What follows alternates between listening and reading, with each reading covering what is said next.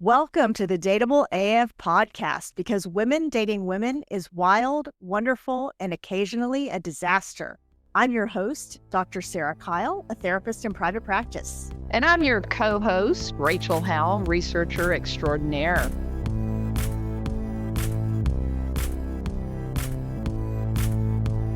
Hello, and welcome everyone to Season 2, Episode 4 of the Dateable AF podcast. Today, we are going to be talking about Cougar Town or daddy issues, dating across generations. Hot one for you. There's a hot one. Ask yourself if you've ever been the cougar or if you've been the daddy. I've been both. When we say daddy issues, we're not talking about paternal issues. We are talking about you being the daddy. Oh, I like this topic a lot. Yep. So we were just talking about this, how in 2025, those age gaps, it's like one of you is reaching for your readers and the other one is adjusting their ring light so they can make better TikTok videos. Oh my God. Do you remember years ago when we were in Central Market? We were back when we loved those hamburgers there and the kids were little.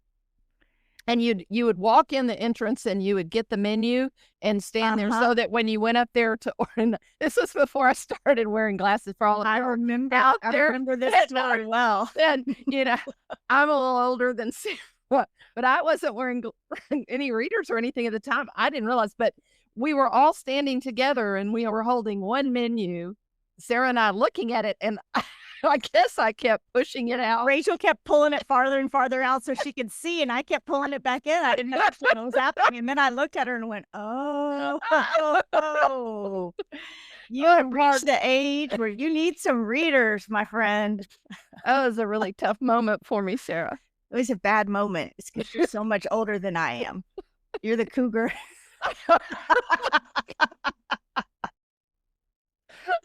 Oh my God. Oh my goodness. Well, I'm interested in this whole, there's a lot of conversation to have around age gap, and I'm interested in the power dynamic piece of this. Yep. It's a really interesting thing because in general, if you think about things that give people power in our culture, just this might not be in your specific relationship, but in male-female relationships, men typically have the power because in our culture, men have had the power for centuries. Wealthy people typically have power over people with less wealth. Older people typically have power over younger people, but that one is tricky because that one reaches a point at which it hits a sharp decline.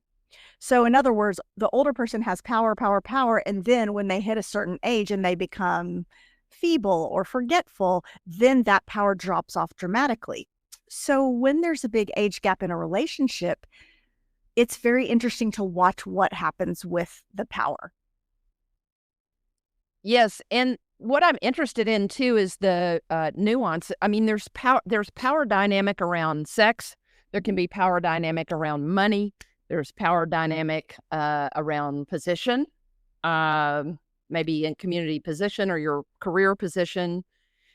And those things typically play out with age, don't you think? The money piece anyway, but not always. Yep, that's true. I mean, now, especially in Austin, there are many, many wealthy young people in this town. But I do think it makes people curious, and sometimes they get nosy about it. It's looking at the age gap in someone's relationship, and they maybe assume that it's a gold digger situation or that someone's maybe taking sexual or social advantage of the other person. So, yeah, it is a really interesting dynamic that tends to arouse a lot of curiosity. One thing that's probably important for us to put out there is that we all of us out there could disagree on whether or not, 15 years is too much or not enough or it doesn't matter, whatever. And we'll talk about those things. But one thing I know, Sarah, I think the two of us can agree upon is that there is a power dynamic in age, meaning that someone is underage. being You approached should by clarify what you mean about someone underage. Are you talking about not a legal adult? non-illegal adults. Oh, Yes. oh my God. Yeah, Yes. we should not even have to say that out loud to you people, but of course, we are talking Yes. about consenting adults on this show. And by consenting adults, we're going to go ahead and say that's 21 and up. There we go. Just I think we need to just make that a given, because if we don't, we're going to get calls, or people are going to write in and go, well, it's not appropriate if we are saying that is a baseline. It is inappropriate across the board if someone older is mixing it up with somebody predatory. Yes. Let's call that what it is. Okay, well, that's a whole other show topic. I would just assume that our listeners are very smart people. They would know that, but I'm glad you brought it up. I don't assume anything anymore, girl. Oh, I'll say it. Can't believe we even have to say this shit. Oh my God. All right. Well, let's talk about kind of what happens when there are people in a relationship that are in two different life stages. So one person's kind of bringing that fresh, young energy and discovery, but the other person's bringing more life experience and more stability to the relationship. I think that, that's great, even if they're just in close age, that sort of having those things mix up is good. But you're right. I have some opinions about this, meaning that I think that if you're, let's say you're in your 30s and you end up being with somebody who's 60, 30-year spread, then there's likely a pretty big difference between what as a 30-year-old is doing and a 60-year-old. That is true. I'm thinking about the couple, Sarah Paulson and Holland Taylor. And I believe they have a 32-year age gap in their relationship. They are both actors, and they've drawn a lot of attention in the media because of that age gap, and it seems to work for them. So, we're not here to judge anybody. We're just talking about the dynamics that can exist in a situation like that. One thing that I think about in that is if you meet when you're really young with that age difference, then growing old together with that age difference seems easier to me because you've been doing it for a long time. So naturally, if somebody starts struggling with some health issues, things like that you have a platform and you have time under you and you've been doing all those things. What feels a little scarier to me is the idea of being 60 or 65 and deciding that I'm gonna shop down, as a friend of mine says, in the kiddie pool. In the junior department? In the junior department, when if I'm 65 and they're 50, when they turn 55, I will be 70. And that to me is something to really consider, because as someone that is, I'm surrounded by a lot of 70-year-old friends. They're vibrant and healthy women, but there are a lot of knee replacements and hip replacements and a lot of things going on, and people have their A1C numbers on their phone. They can read it. This is true, and I think especially among the sportier gals that might have played some college ball when they were younger, they've got all new parts now. Exactly. I literally sat over at my house the other night after dinner with two of my best friends when they had their phones out, and they were arguing about which app was better to store their A1C and their medical data. But that is... tell you that a 40-year-old's not going to be interested in that. No, they're not. That is true. If you think about the dynamics of power, so let's say we took a 21-year-old who was dating a 31-year-old, that seems like a very big age gap. But if you took a 51-year-old who was dating a 61-year-old, that 10 years isn't as huge.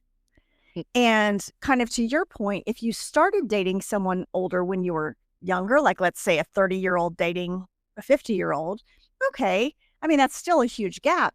But I'm 59, and the idea of dating someone who is 79 is probably out of my comfort zone. Yeah. So I think it depends what age and stage of life you're in as to how much difference that gap might make. I do too. And when you talked about the 21 to 31-year-old gap, what you're you have to be realistic. Somebody is 21, maybe not even out of college yet. If they are, they're freshly out of college, or their career is not as established necessarily, or whatever they're doing, they are likely financially not in the place that the 31-year-old is. Yes. And so that financial power dynamic that we were just talking about is very likely to be in play. Yes, absolutely. So in thinking about people that we know that have dated someone much older or much younger, why do you think there's so much judgment about that in the world?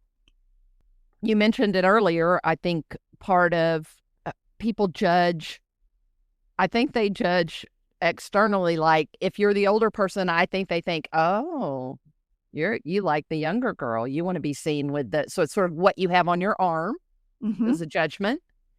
The younger one gets judged if the older one is successful, has money.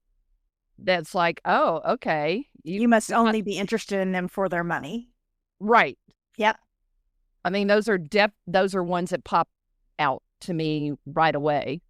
Yes, I think that's very true. And kind of to your point, the older person often gets judged as, oh, you must be having a midlife crisis. You know, here you are dating this young person, or, and then the young person gets accused of being a gold digger. I also think in addition to the financial aspect, or that, looking at assumptions about people's motives, that there's also this social discomfort that we have with imbalance. So when someone does seem much more stable or much more financially successful, people wonder if there's a fairness issue involved. Yeah, that makes sense. I think for sure. I mean, think about how many people have gone woo to the Sarah Paulson and that whole scenario. I mean, and folks, they're both actresses, probably wildly financially secure, both of them. Yes.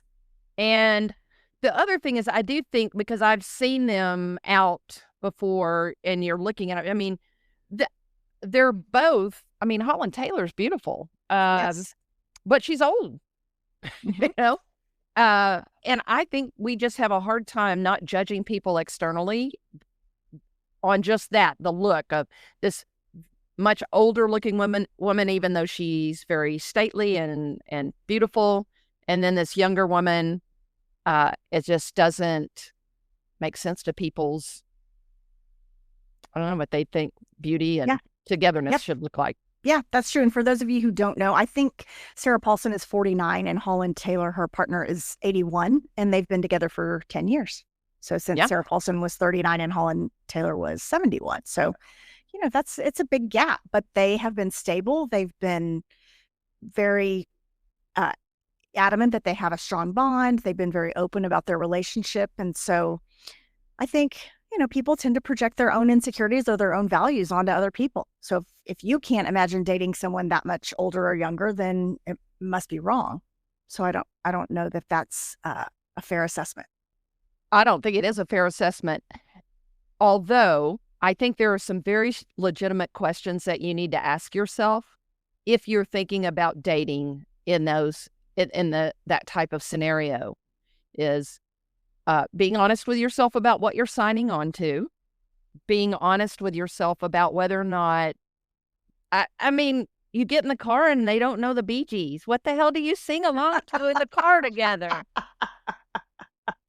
You don't know who John Bon Jovi is? What? No. I know. And they're looking at you like you're crazy. And you've got to share music time, and they're listening to some shit you can't stand and you don't know. That is true. And I know that you are kind of making a funny about this, but this is a real thing. It ties to cultural references. And if someone else is talking about their playlist and you're talking about a mixtape and they have no idea what a mixtape is, then you're not going to be able to laugh about it. I know you can't have those musical journeys together. You're thinking, oh, I remember when I had my first 8-track. First I had a turntable. Now they're going to know that because those are hip again. Back in. But they probably did not have to press that little thing into a 45 so that it would go down over the little. you know, Spindle, spindle, yeah, on the turntable.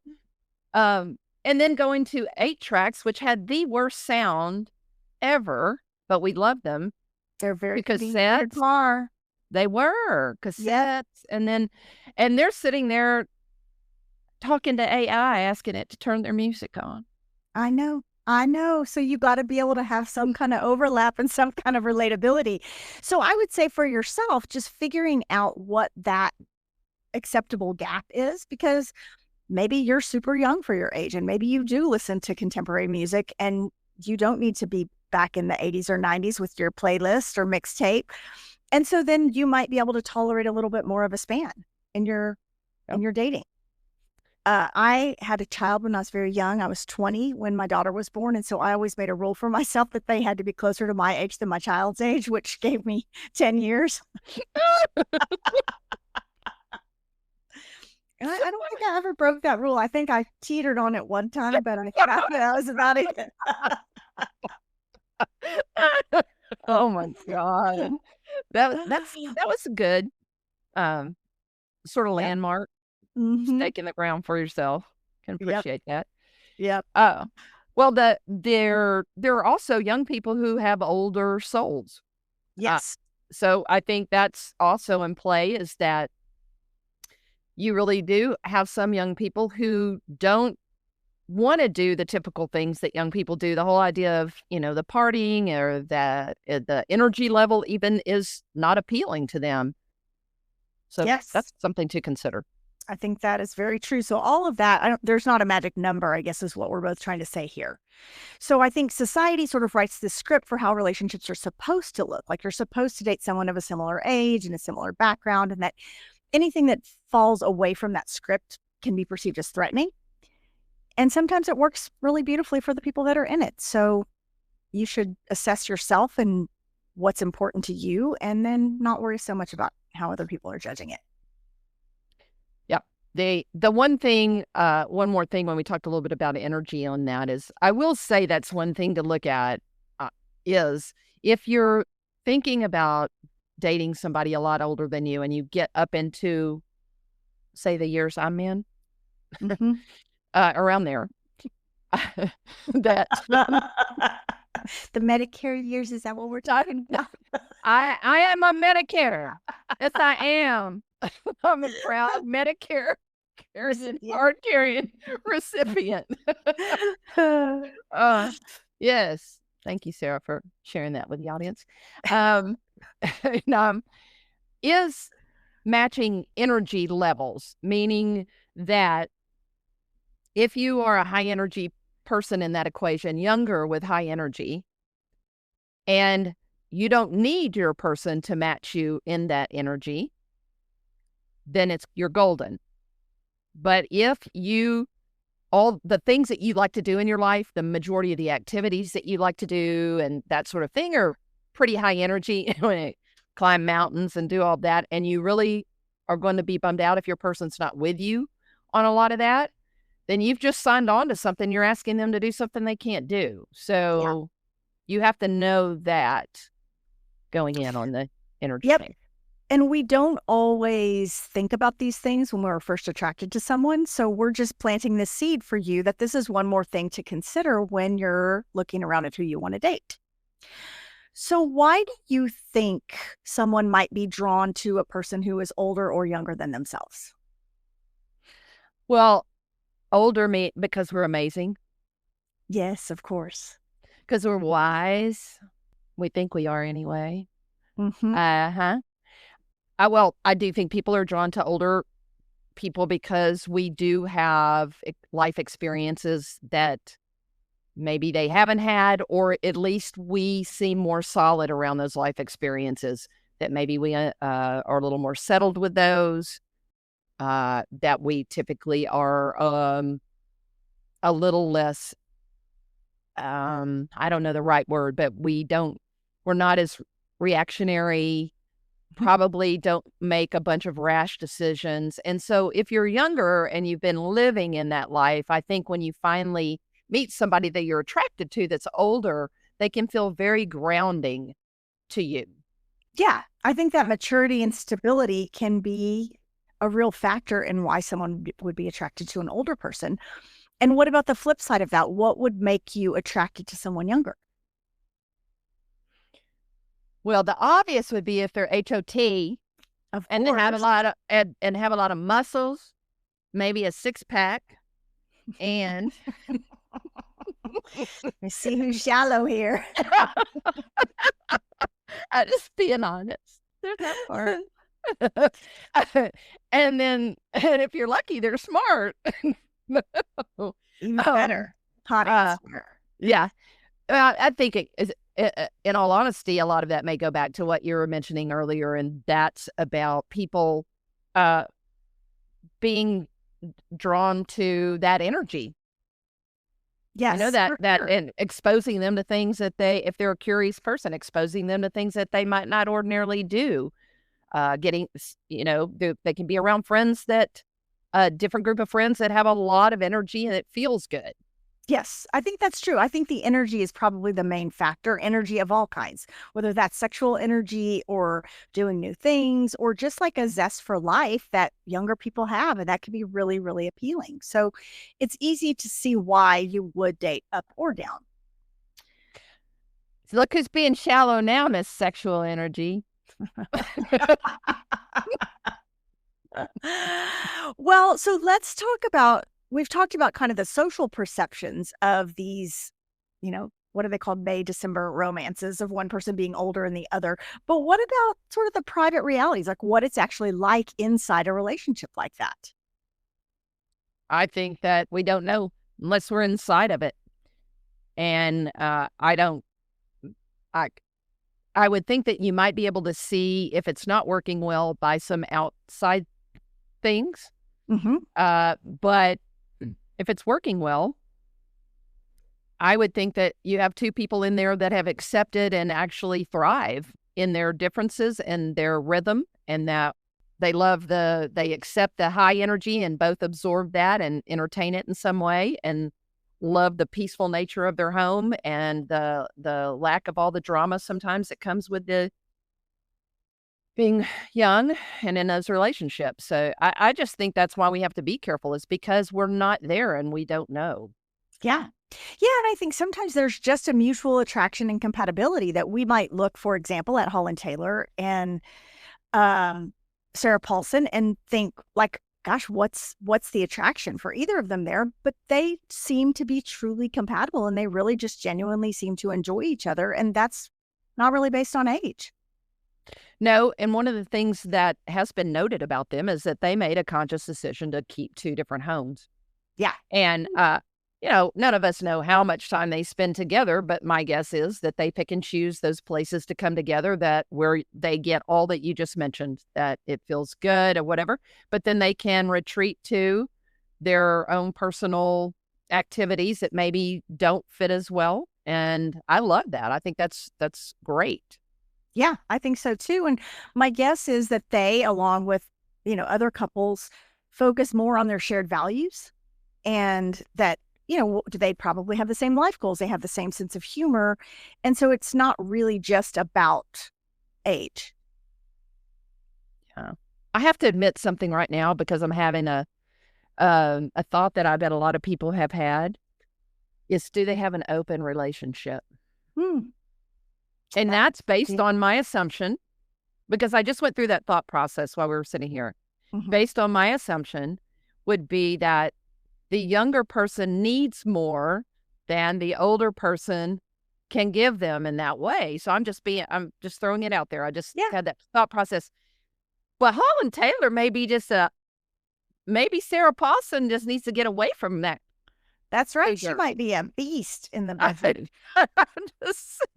Don't make assumptions. That's right. So Sarah Paulson or Holland Taylor, if you're listening to us and you want to report back as to whether you have an open relationship or not, we want to hear it. I do. I want to know which one of you's the beast in the bedroom too. Come on. Right. We want to have you on our show. Oh my God. Exactly. Inquiring minds want to know. Yes, absolutely.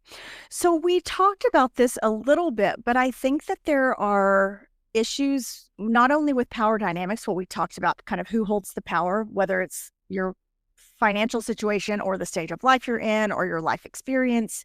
Those things often give you more power in the relationship. But I also think age differences come along with pacing sometimes, like one person wants to move faster than the other. And how do you think that might play out if there's a big age gap? My guess is that the young person, it's my assumption that the young person probably paces at a little quicker clip. And that as you get older, you learn to sort of step back a little bit more and are a little bit slower to make some decisions or to feel like pacing too, meaning that you have to say yes to everything. That you've learned more about, yeah, I only have so much energy and I'm just don't want to spend it in all over the place. So I don't know. Those are my thoughts. What about you? What do you think? I think so too. I think FOMO is much more prevalent when a person is younger. And as we get older, it's like there's only one thing I can do right now, and there are millions of things I cannot do. And so we don't feel that need to be doing 100 things at once. I think, though, we're talking from our own perspective, being women of a certain age. But if you're looking at women who are younger, let's say someone who's 45 and someone who's 35, those could be very, very different times of life. The 35-year-old might still be thinking about having kids, and the 45-year-old may have decided she doesn't want kids at that stage of life, or vice versa. I guess that doesn't necessarily have to be an age thing, but I think, career comes into play, that there are times in life when your career is super important. There are times when maybe being a parent is important. And I think those can all be impacted by age. Yeah, that is true. And then we have menopause. Oof. Yeah, and it is real, people. We are not joking about that. It is real. And that it is real. will toss you around. That will F you up. It does. And for those of us that have been in that wave, you can have a partner that's your age and it can F you up. But but if you got a younger partner, absolutely. And if for those of you who aren't there yet, just keep our email address on file, because you're going to want to reach out to us in a few years, and we are going to guide you through it, girl. Don't worry. And enjoy all those things that are working just the way they've always worked for you right now. Because one day, some things, there will be a time. There will be a time. There'll be a time when you will run screaming. I mean, screaming to your gynecologist, begging her for some miracle.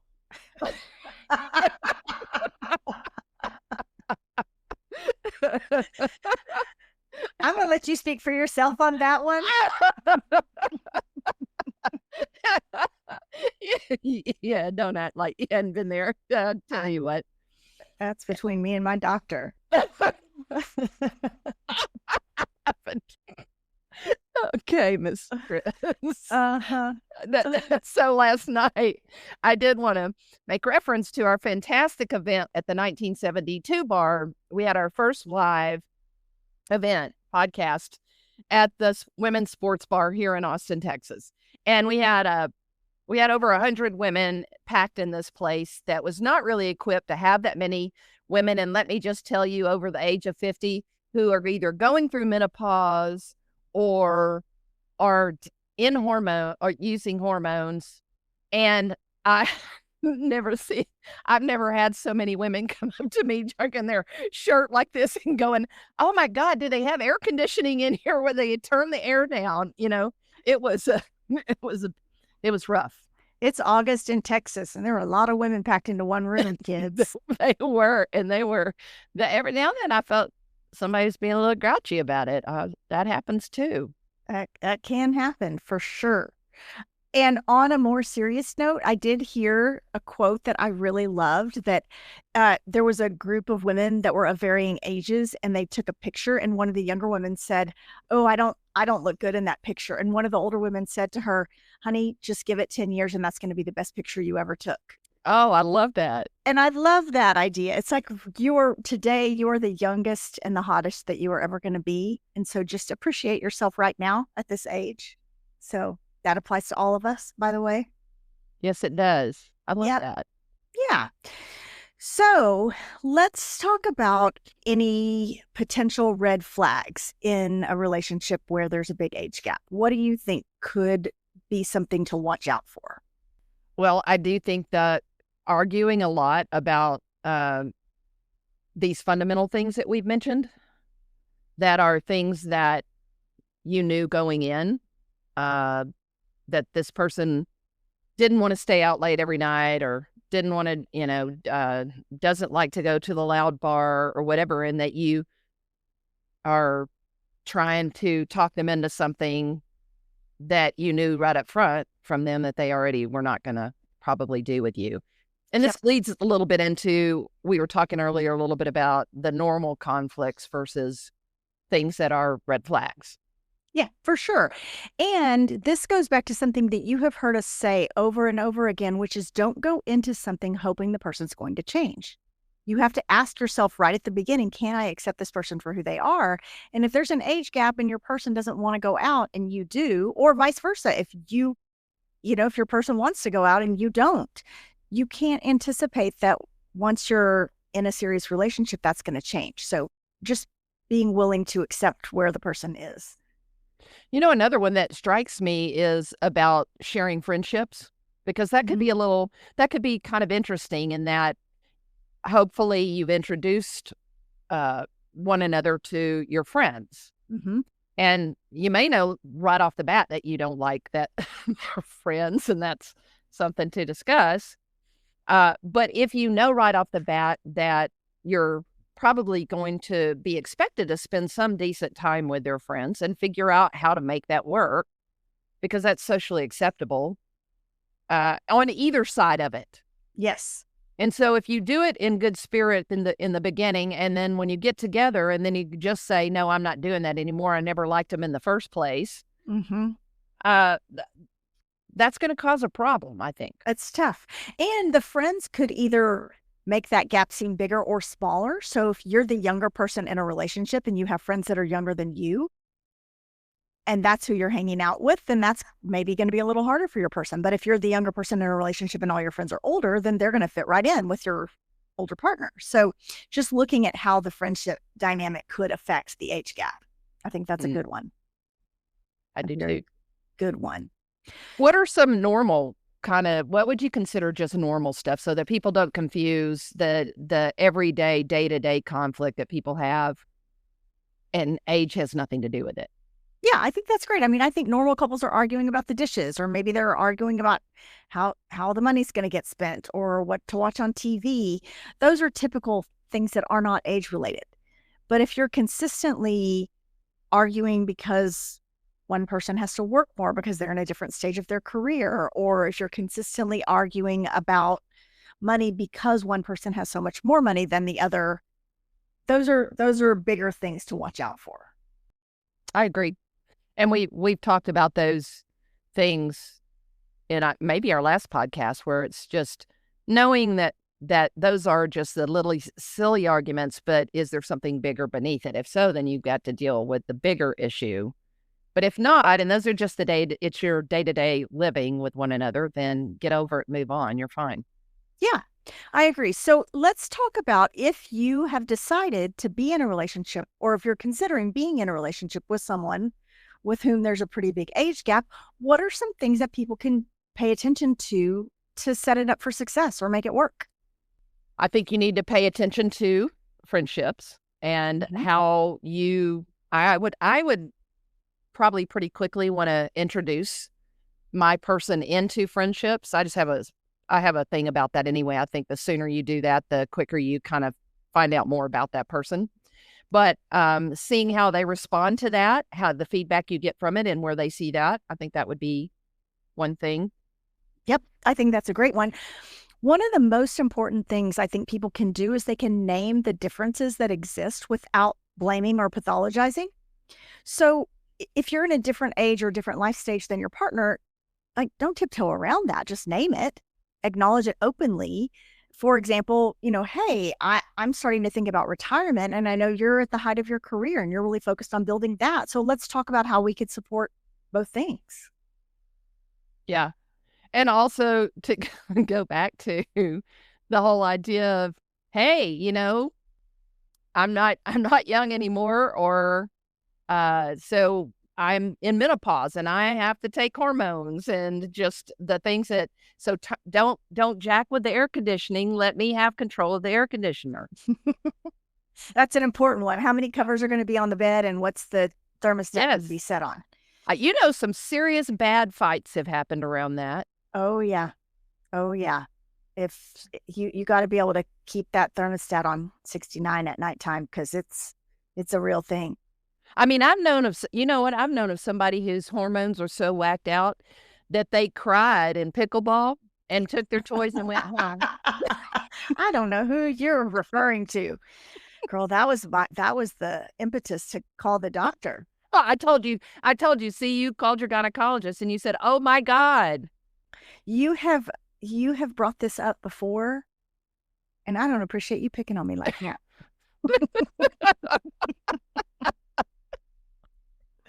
And I might be mistaken, but it was Veronica that hit that pickleball right at me. And I think she might listen to our podcast. I don't know if she even knows this story. Well, I hope she feels bad. Sent me crying to the doctor, but been much more stable ever since I got on hormones. Oh, all right. Let's keep talking about how to make it work. So I think another thing that couples who are of different ages one thing they could do is really focus on aligning their timelines, not just their feelings, because you can love each other all you want, but you can't forget about logistics. So you got to be really clear about how you feel about things like kids, or how do you feel about moving in with someone? How do you feel about finances? How do you feel about the stage of career that you're in? Because you don't really want either person to feel rushed, and you don't want either person to feel left behind. So you got to talk about how all those things might work for you. In the dating phase, people in the dating phase. And this goes back also to conversation we had the other day. During that time, don't give up everything you do just because the other person doesn't do it. That's another one of those things where if you get up and run in the mornings and you're with an older person who doesn't do that, don't let them believe that you've given up running. Yes. Yes. And don't believe that they're going to one day get up and go running with you, because it's not going to happen. So figuring all of that out before you get in too deep is super important. The third thing I would say about making sure that you're setting yourself up for success is when these issues come up, you want to stay curious and not get defensive. So if you're talking about a difference, like I really want to go running every Saturday, then ask the person, why, tell me more about why that matters to you. So rather than trying to shoot them down or judge them or get defensive about why you don't want to do something, really try to become curious with them and learn more about why things are important. Do you think that, I'm just guessing at this, that older people are less concerned about controlling that stuff than younger people are controlling? I would say from my own experience, yes.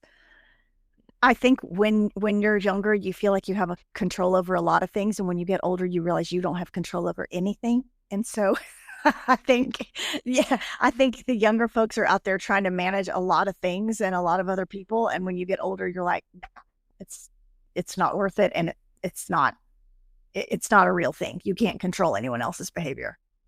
And you're probably, I mean, if it's me, I'm like, shh, just go ahead, go out of the bed. Shh, shh. Yep. Let me have my cup. Yep. You go on out and do go on out and do. Mm-hmm. Absolutely. Bye-bye, sweetheart.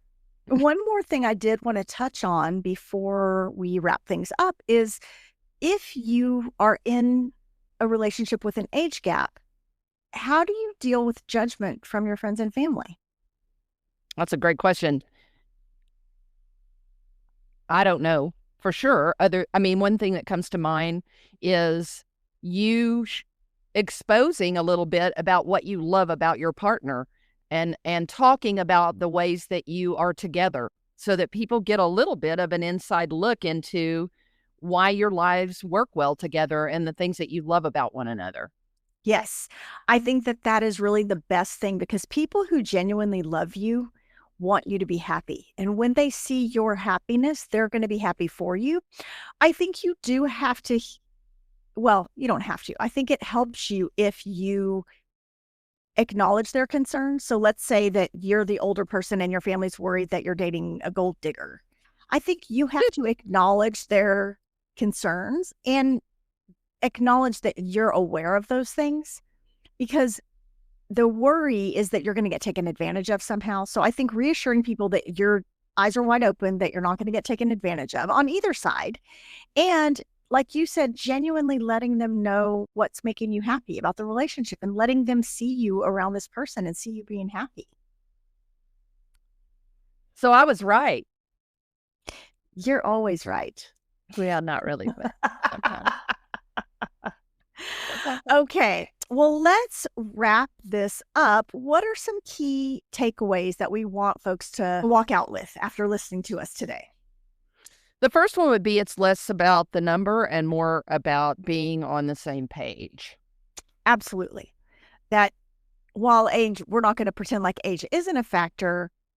The most important thing is making sure the two of you are on the same page. And if you can do that with an age gap, then great, more power to you. The second thing I would say is make sure that you're showing appreciation for the differences between you and your partner instead of being critical or disdainful that they're in a different life stage than you.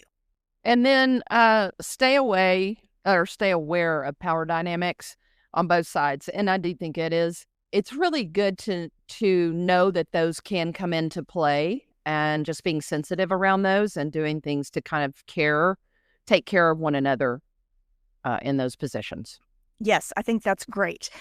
And we told you guys last time that one of our listeners had asked us if we would give some prompts so that you guys can discuss this issue after listening to the episode.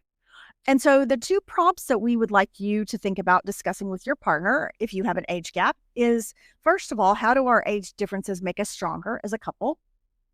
And the second thing is, how can we show more appreciation for each other's age and experiences? So talk about that and then let us know what comes out of it. We would love to hear. And be sure that you tune in. We hope that we will get to air our 1972 bar episode sometime in the near future. So keep watching on Spotify or however you stream us. And we hope that you'll tune into that episode. It was a big night. It was a very fun night, y'all. And if you didn't make it this time, then stay tuned. We'll be doing it again, maybe even in a different city this time. Ooh. But if you have stories about age gap dating, we would love to hear them. We love it when you message us. So you can email us info@dateableaf.com, or you can send us a DM on Instagram. We are at dateableaf. And please join us next week. We're going to be talking about love languages or lost in translation, why your partner's way of showing love might feel like a foreign language, and how to actually get the message. As if things aren't complicated enough. As always, thank you for listening to the Dateable AF podcast, where we help you find your happy ending. And remember, be bold, be kind, and for the love of queer dating, don't text your ex. Stay dateable AF.